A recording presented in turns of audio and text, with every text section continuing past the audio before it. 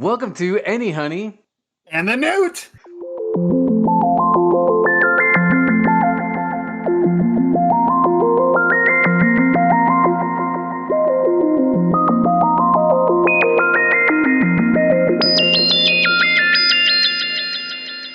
I'd like to introduce everybody to the reason why I exist in the first place, the purpose of my identity, and the reason why I now have a red bottom. That is my mother, Barbara the Little Bee. Good morning. Good morning. Thank you for joining us. This is a special treat to have guests on the show. We're so excited to not just blabber ourselves and get some other insight and actual thoughts. Yeah, this is going to be insane. So this season, we've been exploring the ideas of love and relationships in a lot of different venues. And we thought, what better way to get insights on relationships than those people that we have relationships with? So bringing in some family and friends. And as Anthony mentioned, we're glad to have his mom on and kind of get her insights. So we just kind of want to start with a general question. What is love?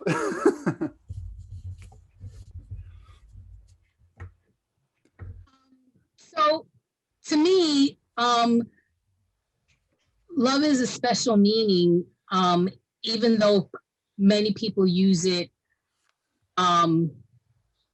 freely, openly, all the time. I can love, like I love traveling, but I can also love another human being. And it's when I love another human being, it's wholeheartedly giving all of myself to that other person. Just as much as I give all of myself when I go to travel, because I love traveling. That's awesome. I was just going to see if there was a connection there of pouring yourself into something or someone. Yeah. How would you differentiate the two? Like when you say you love traveling, how would you separate that from loving another person when you say you give up totally of yourself in both ways? So when I love another person, there's more involved in loving another person. Part of it is you have to give of yourself. You have to be open with that person. You have to be honest with that person. You have to be willing to share things with that person that you may not share with anyone else. And you have to trust that person that when you're sharing this information with them, that they're going to take it and hold it dearly to them, because it's not easy for people to open up to someone else, telling them things that they wouldn't normally tell other people. So it's a kind of trust that you build with another person when you're sharing something that is private to you. You can share ideas, you can share your wants, your desires, your needs, your fears, things that make you happy.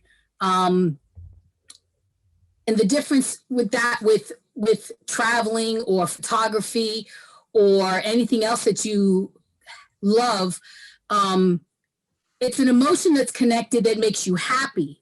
So for me, traveling makes me happy. I like going to new places that I've never been to before, as well as going back to places that I have been before, because I enjoyed what my experiences were in those locations just as much as I'm excited to go to a new place that I haven't been to before, because I don't know what it's going to be like. So the excitement for me is the unknown, but I'm always willing to go into that unknown. And I end up loving the unknown because, a lot of people are afraid of that, but I'm not afraid of the unknown. I really like that combination of, I think you pointed out a really important element, which is trust, but also that it's trust in the face of the unknown or possibly the scary, right? There's a little bit of risk involved with with loving someone. And the fact that you have to invest trust in a risk is really kind of an interesting paradox. And I like that description you gave. There's another Sure. parallel that I'm teasing out, and Mom, correct me if I'm misinterpreting.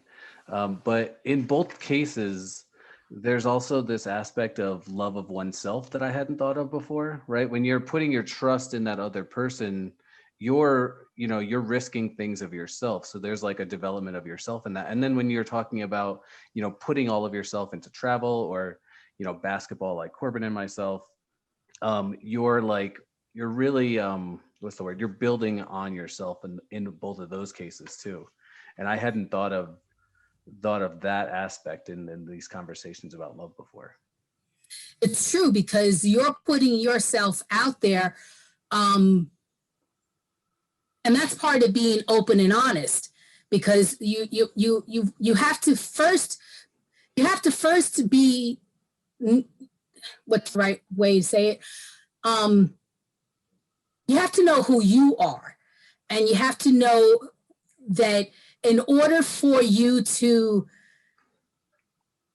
gain experience and knowledge through your life, you have to be able to be out there, and you have to expose yourself. And not every time that you put yourself out there are you going to gain something that is positive. You can get hurt by it. But if you are aware of that knowledge and you can learn from that experience, it doesn't hurt you as much, because you've learned from that and you are willing to take that chance to be exposed that way. I don't want to reduce love to trust, because I know that there's more to it than that. And you mentioned like the emotions and the way that it makes you feel happy. But I'm curious, if we focus on trust as kind of a core concept, how does love change in relationship with a family member or a romantic partner or a good friend? Like, is that trust the same in all three instances, or are there some differences? I think there's, well, going on experience, okay. A trust in a relationship with a partner, it's part of learning about this person. And so you're building upon that trust, usually in the early stages of the relationship. Through time, that trust changes for either a stronger trust or a more reserved trust, because things can change in a relationship. Whereas with the family member, there's a trust of a bond. And like they always say, blood is thicker than water. I especially like the eye roll. Period. And let's wrap it up. That was a great conclusion to this series. I think that said it all, folks. But in reality, it really is thicker than water, because you're attached to that person by the bond that connects you in that family thing. You can choose how you want that relationship and that trust to be by the experience that you've gone through with that person. And the trust in a friendship, when you have a friendship with someone,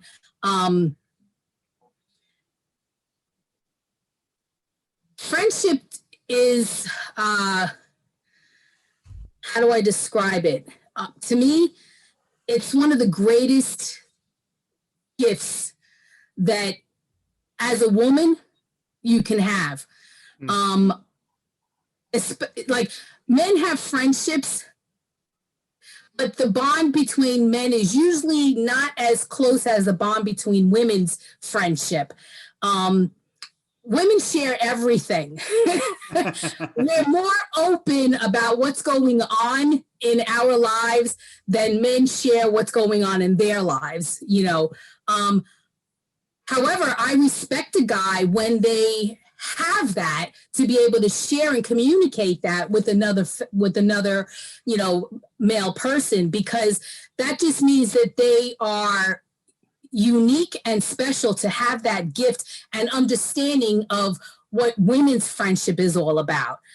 You can also have friendship between a man and a woman that are just strictly friends. And that's another unique type of relationship, because most people, you know, especially in my time, when you had a male that was a friend, right away they thought that it was other things, not just a friendship. I'm fortunate enough that throughout my life, I have really good male-female friendships with people that I've known most of my life, you know, and Anthony knows this, that I have very close friendships with girls that I've had most of my life. Like my oldest friend, we've known each other for 54 years. Wow, that's awesome. That's basically a marriage.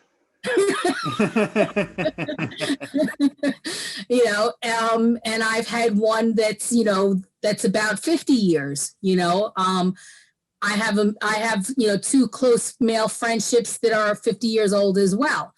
You know, they're like, you know, these friends that you develop with friends. What I like about them is that it's friendships that you choose. They're not a part of your family, you know, they become your family. And sometimes they're more your siblings and family members than your own family is. And they're special because for relationships to last that long, longer than most marriages, you know that it's a special type of relationship that you treasure, that you hold dearly. And it's a special type of a love that you have with these people, that you create these long-lasting friendships. You know, you have work-related friendships. You know, some of them are just strictly work-related, but you have, you know, you hang out together at work. You might meet up with them every now and then after work. But when those friendships that are developed at work take you outside of work, and they lasting friendships through the years, those are friendships that are bonding as well. And they are just as important, because again, when you're sharing a relationship with whether it's your significant other, your child, your sibling, you know, a friend, you are giving a part of yourself. You are opening up a part of yourself to trust that this person is going to do the right thing by that trust and openness that you have. Yeah, we have a group of friends from the New Mexico, you know, circle that we've called the family we chose. And so there is something interesting about how friendships can develop that kind of tight bond, and yet still kind of the model that we compare it to, we use the metaphor of family because that already has like this sense of deep connection. I wonder, just based on your descriptions and the idea of the bond in the family that's different, do you think that the choice of a friendship strengthens or weakens or alters the relationship in some way, the fact that you chose that relationship versus being born into a family? I'd like to say yes. And I say yes because I chose that relationship. You know, there are relationships which Anthony is aware of that I've had for many, many years. And for reasons that are that arise, the relationship is no longer there. But I chose that relationship, and I I still love that person. I still love that person, but that person is no longer in my life. Okay. And I think of that person often. Emotional. Yeah. Yeah, take your time.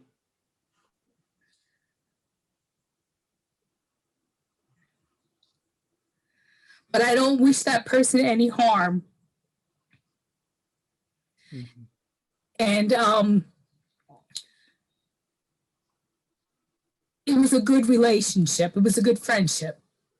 Yeah. And sometimes that happens. But you learn from those relationships, and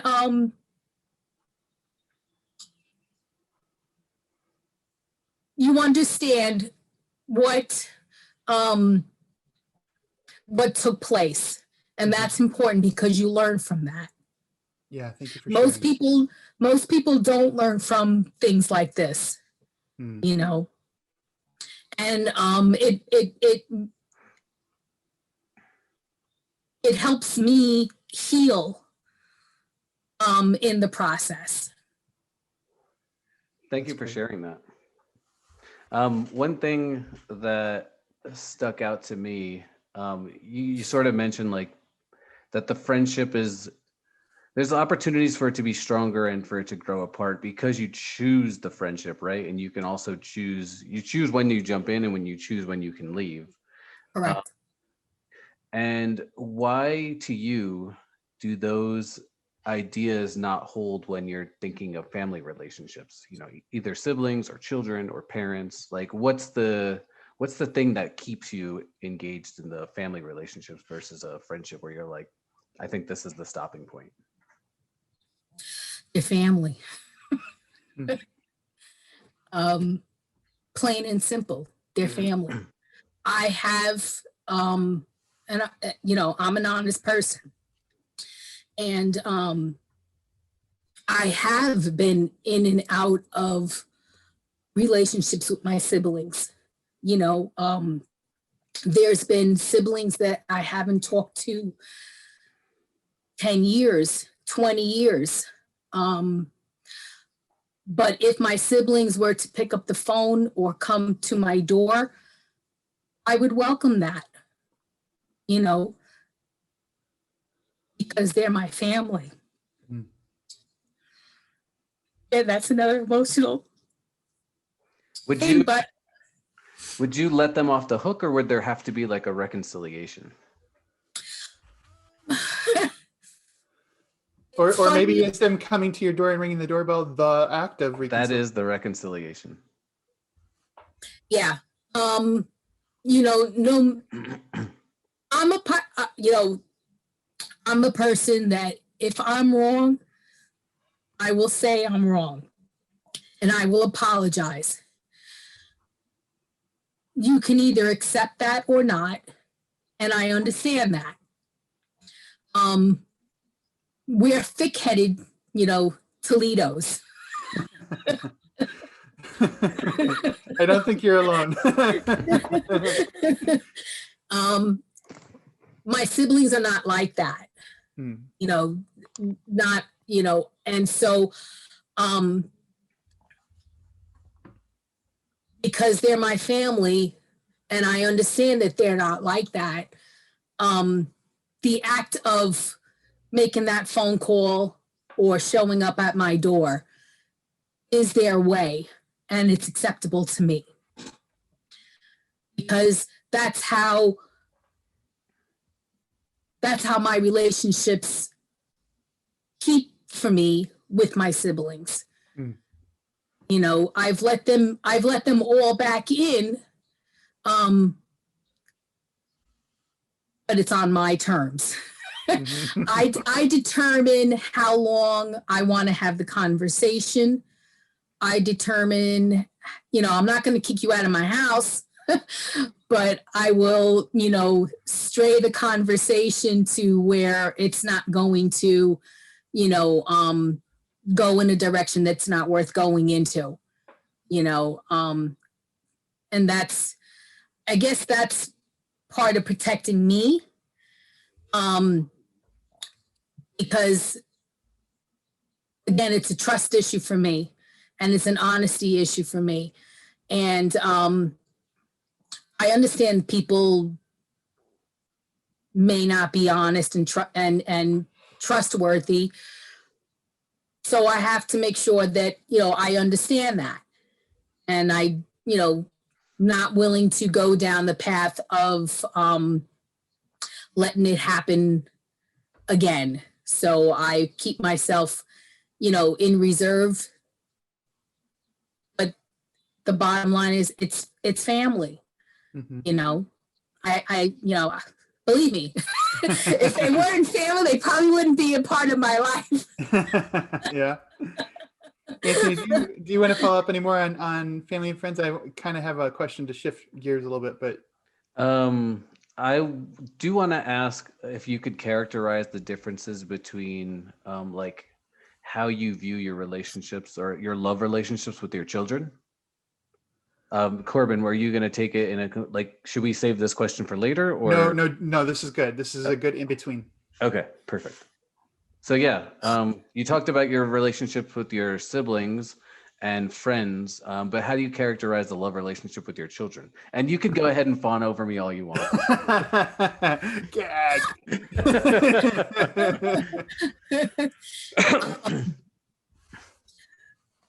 For my children, you hear passion in some people's voices when it comes to their children. I die for them. No ifs, ands, or buts about it. I love Anthony. He was the first.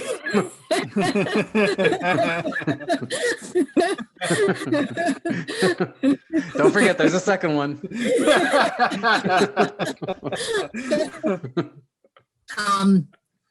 Anthony was, or Anthony is special in the way that very, very, very, very smart and intelligent. I always felt that he was the sponge in the room. He stood there quietly, took it all in, would absorb it. Oh, yeah. Corbin, you speaking from experience over here? Yes, definitely. There's a reason why you got me to do this.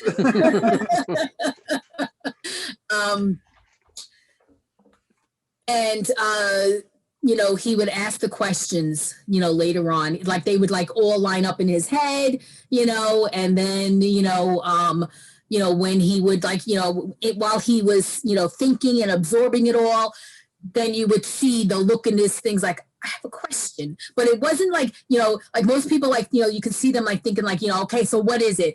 No, Anthony was the intelligent one on how he presented the questions that he had to ask, and he was always, I always felt that he was the little grown-up that was in that tiny little body of his, and I always, used to wonder, is he growing up too fast?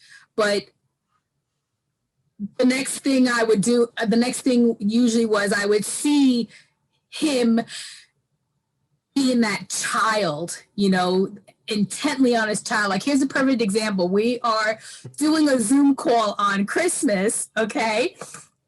And everybody's talking throughout the whole Christmas thing, talking to each other. And there's Anthony with his transformer. This is a month ago, by the way. This is a month ago. That's great. And there he is intently building his transformer because that was important to my child, and that's the child in him that, it lets me know that he's still my child, that he's child, and that, I love him for that because as intelligent well pretty and compassionate and loving that he is, he's still that child. And I hope that that never changes in him. You know, he has a great sense of humor. I love that about him. And he has the compassion. You know, I'm grateful that he understands the compassion, you know, not only to his family, but to others around him. It's important because, you know, I learned compassion through my life, you know. I learned compassion, you know, my first time that I've came across compassion was as a Girl Scout, going to community centers, to senior citizens, you know, nursing homes, assisted living, hospitals, and the geriatric wards, you know, seeing, you know, a lot of kids, you know, when they see an older person, they're like, ew. They don't want to be bothered with that, you know. You know, to me, it was different. You know, you felt your heart went out to these people that didn't have other people there to, you know, to be with them. You know, Anthony and Jason, when, you know, they were growing up here, and I had my grandmother that I had to, you know, take care of and provide for. I would take them to always visit my grandmother in the nursing home and give them the experience and the environment of, you know, what goes on there. Sometimes it was pretty funny to watch, you know, when they would, you know, when, especially for dinner time or lunchtime, you'd see all the senior citizens with their walkers running up or walking as fast as they could, you know, to stand online to get their meals, you know. And, you know, we used to joke about it. But, you know, we had compassion for that because, you know, here these senior citizens, that was like what they had to live for. You know, the meals, you know, they all knew what time dinner, you know, lunch was, breakfast was, dinner was, and they were all there lined up.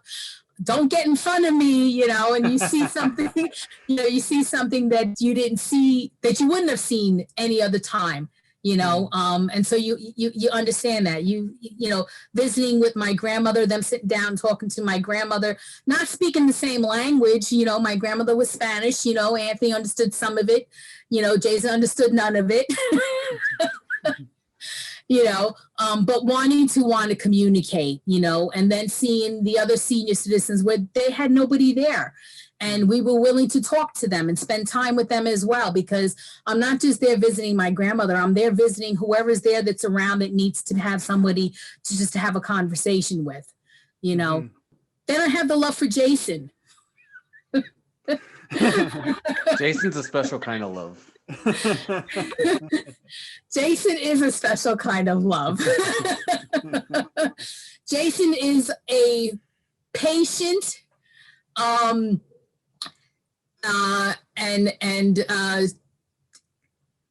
trying to guide him through the rights and wrongs of life. But he makes me laugh. He's such a big kid. I would say most of the time.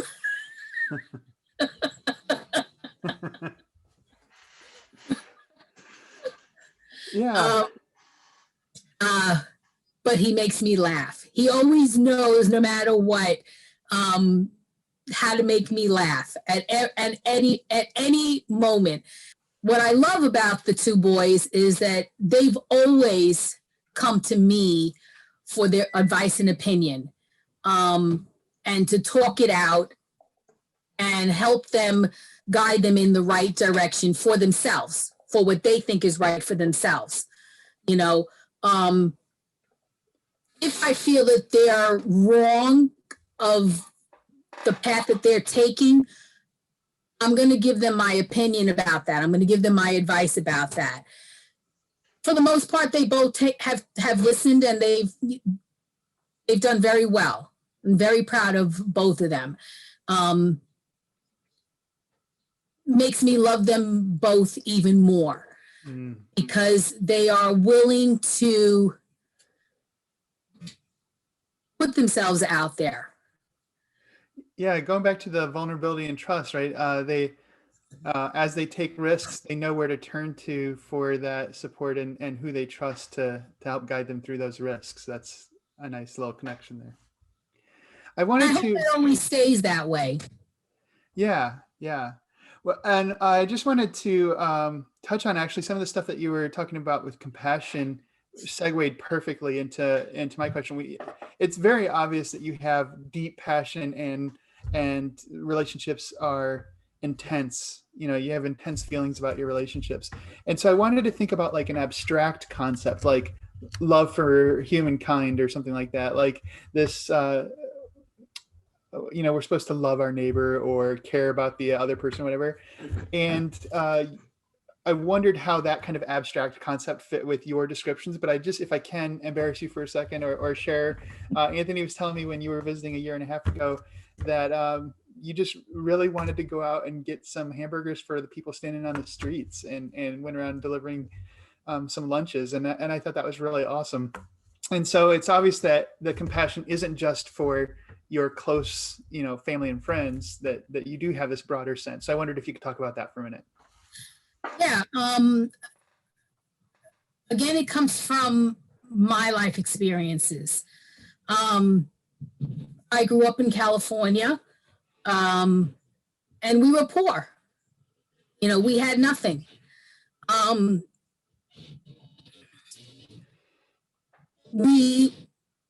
neighbors would save their bottles so that we can go and collect them, so that my mom can cash them in to help buy us shoes. Neighbors would cook extra meals.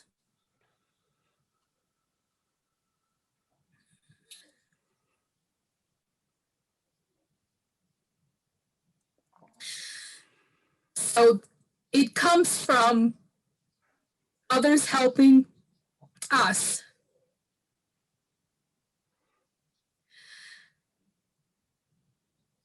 Leaving California and coming to New York.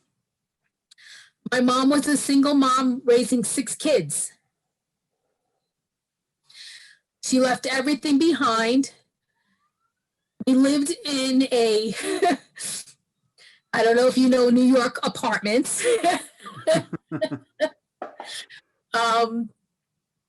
But my grandmother was in a small 1-bedroom, probably maybe 300 or 400 square feet about, right, Anthony? My mom's apartment.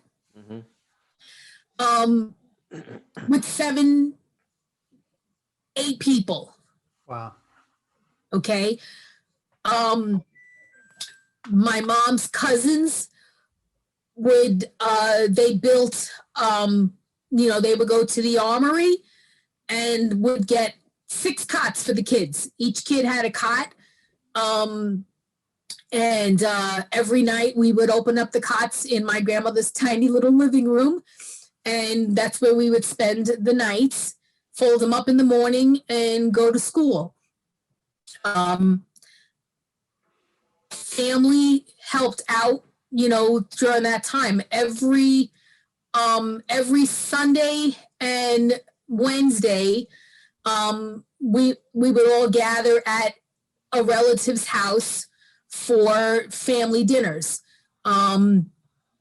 Kids spent the time with cousins, and it was like that in California too. Every Sunday we were always at an aunt or uncle's or grandparents' house, and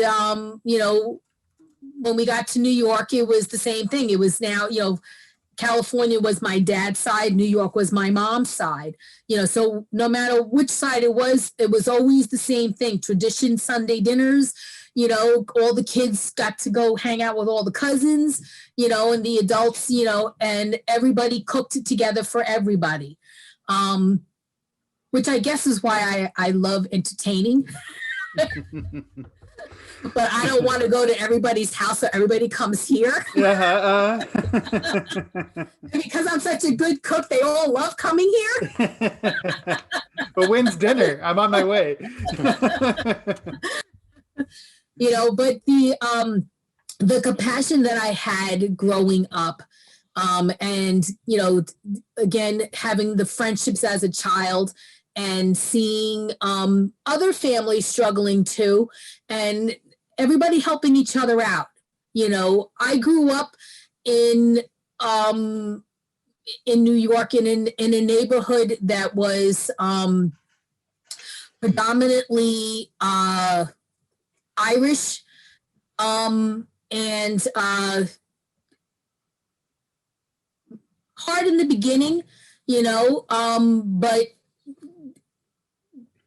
it grew into like, you know, these people, you know, were so great because they had large families.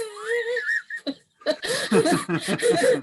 know, I think we were the smallest group of family members, you know. Wow. You know, it was like, you know, 9, 13, you know. We were 6, we were tiny, you know. Wow. You know,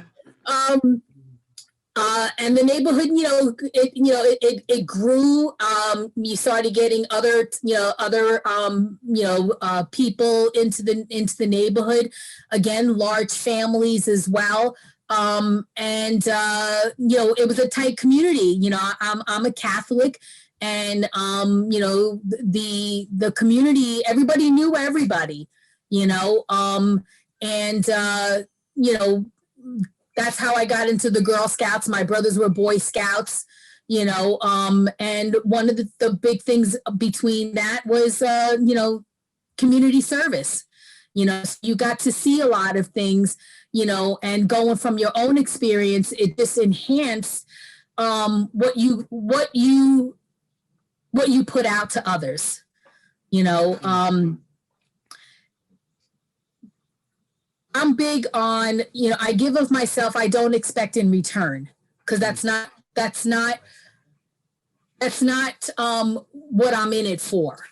You know, I enjoy seeing someone else happy. I enjoy being able to see a smile on someone else's face. That to me makes me happy. That to me makes, makes it all worth the while. And I guess that's why I'm very passionate when I get into a relationship, no matter who it is, that I'm willing to take the hurt with the joys. That's how I build who I am. I always feel that,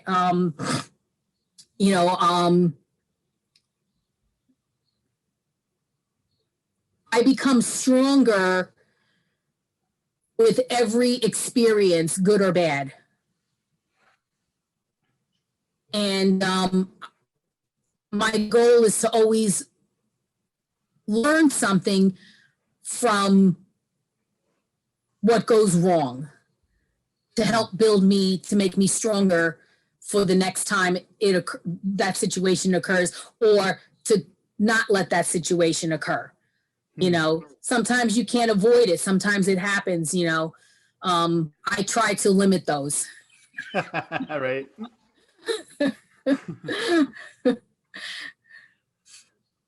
Well, I want to thank you, Mom, for participating in this conversation, but also, you know, I thought it was especially apt that you talked all about trust.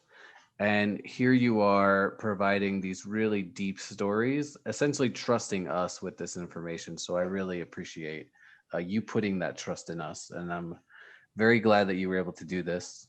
Yeah, thank you. You're welcome. I hope that you guys had a good time hearing my stories. Oh, absolutely. Absolutely.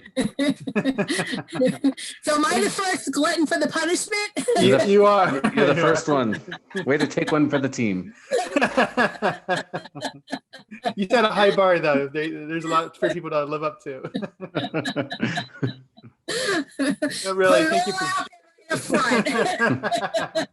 Oh, thank you so much. I really appreciate it. You're welcome, you guys. Have a great time doing this, and I look forward to watching them all. Excellent, excellent. Is there anything that you wanted to say that you felt like you didn't get a chance to?